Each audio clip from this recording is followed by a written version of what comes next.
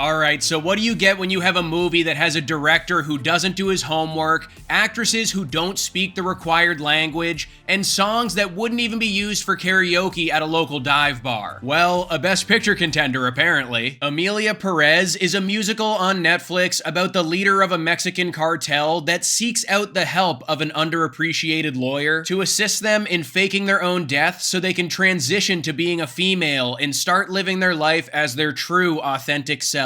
So this is a movie that I have been hearing more and more about as we get deeper into the award season, and there are definitely people on either side of the fence when it comes to this film. Opinion seems to be split right down the middle regarding whether or not this project is a daring masterpiece or just an offensive dumpster fire of the highest degree. So naturally, I decided to run headfirst into all the controversy to find out the cold, hard truth about this movie. And after seeing the film for myself, it brings me absolutely no joy to tell you that Emilia Pérez is indeed a total disaster pretty much any way you look at it. Now, the main issue here is that this is one of those movies that's just trying to do way too many things at once. I mean, it attempts to tackle themes of gender identity, political corruption, and self-redemption all set to the backdrop of a Mexican drug cartel. And in a kind of backwards way, it's almost admirable how much it goes for broke and absolutely swings for the fences. But instead of really focusing in on one hot button topic to give an intelligent and moving deconstruction of it,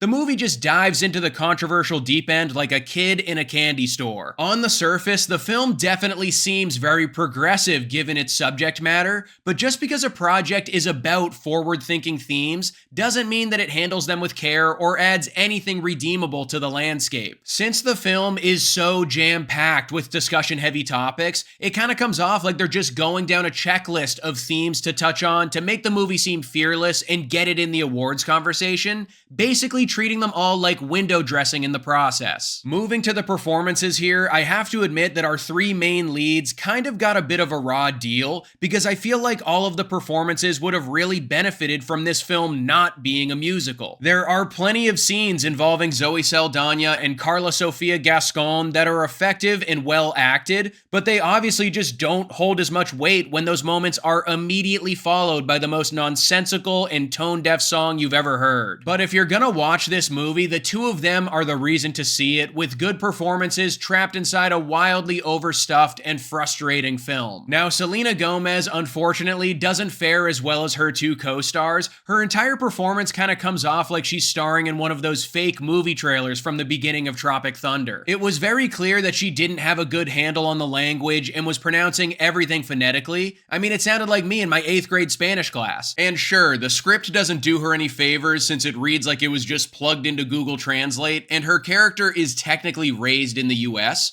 but it's almost like they should have gotten someone fluent in Spanish to play this fluent Spanish-speaking role. But I get it, that probably would have made too much sense, right? Now let's talk about the musical aspect of the movie for a little bit, because that can really make or break a project like this. And I'm not gonna lie, after hearing the first couple of songs in the film, I was like, what are people talking about? This isn't actually half bad. And then, yeah, I kept watching. Lines that don't rhyme, notes sung out of tune. I mean, what is going on here? Emilia Pérez is about to do to the movie musical what Velcro shoes did to the middle-aged man's wardrobe. What's funny is that I seriously thought the visual elements of the production were pretty good at times, but it always seemed like something was just a little bit off with all of the musical numbers they threw at us from a technical sense, almost like we were actually watching the dress rehearsal instead of the final product. Maybe the choreography felt rushed and the vocal track didn't seem polished, which is probably because not all of the leads felt confident in speaking the language, let alone singing it.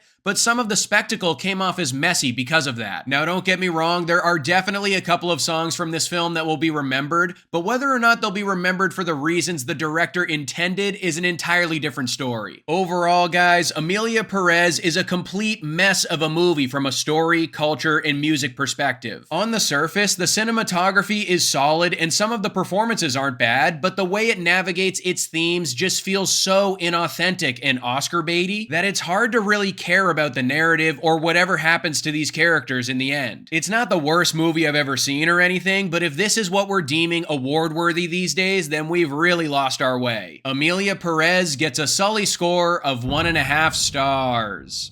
So that's my review of the new musical. What do you think is your favorite one from the past couple of years? I'd probably have to go with either Tick Tick Boom or Better Man, but let me know in the comments below what you think. Don't forget to like this video and subscribe to the channel if you haven't already, and I'll see you guys at the next one.